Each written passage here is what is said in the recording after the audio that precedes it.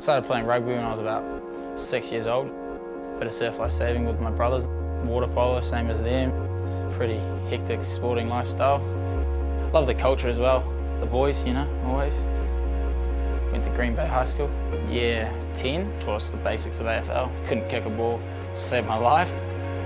Last year I got to make the senior New Zealand team where we went to the World Cup. Managed to make it to the grand final in the MCG. Pretty crazy.